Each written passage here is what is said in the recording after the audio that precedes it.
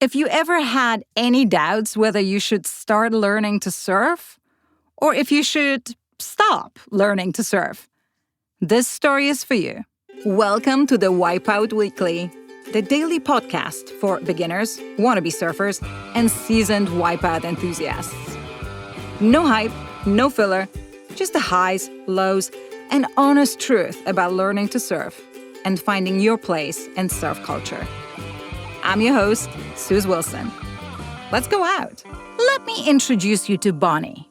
She went on a solo trip to Costa Rica for her 65th birthday, so assigned for surfing lessons and signed up. Fast forward 10 years and she's still surfing, loving it, totally hooked. I can guarantee that Bonnie's story will make you feel like throwing any doubts about surfing away. Hey, I'm Bonnie. I'm 75 and I live in Oakland, California. I tried surfing for the very first time on a solo trip to Costa Rica, where I went to celebrate my 65th birthday. I had always wanted to surf, but the time never seemed right, and I didn't feel like I had the resources or support to make it happen. I arrived in a small beach town, Puerto Viejo, and saw a sign for a surf school. I signed up for a lesson. The instructor ended up taking me all over, looking for the perfect, small waves. And I was able to ride them. I got hooked. But back in Northern California, surfing meant wetsuits and big waves. I took a few lessons in Pacifica, but I didn't enjoy them as much as Costa Rica. I also went down to Santa Cruz and took a couple of day lessons there. Time went by, and I had a few lessons here and there. I started following Girls Who Can't Surf Good and some other Facebook groups. I wanted to go to a surf camp, but I felt like I was too old. I told a friend who owns a house in Puerto Escondido, and she suggested I go there.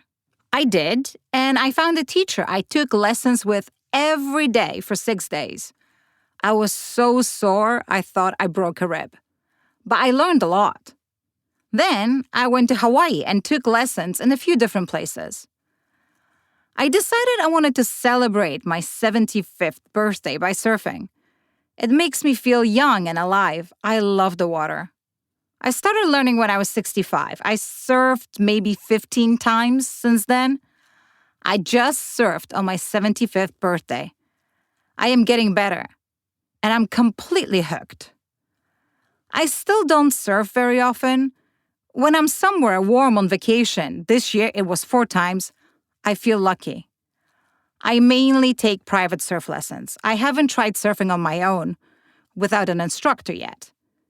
That's also one of the reasons I don't own a surfboard. I use the boards provided by instructors, and they've all been longboards. My surfing journey hasn't been without challenges.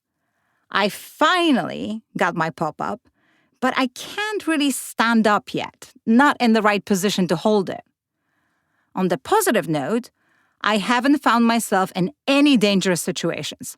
The worst thing that happened so far was the sore ribs after 6 days of surfing.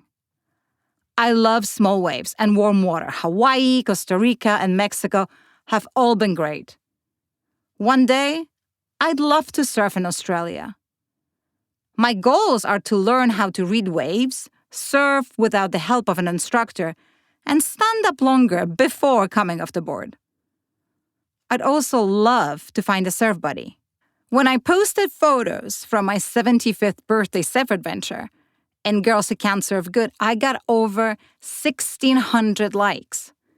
People told me how much I inspired them, sent birthday wishes, and encouraged me to keep going. That meant so much to me.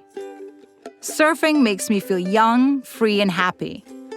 It means I'm still able to learn something new and do something hard. And that's all for today. Check out the Wipeout Weekly for our free newsletter, more stories, and ways to connect with us. Thanks for listening. See you tomorrow for more of the Wipeout Weekly.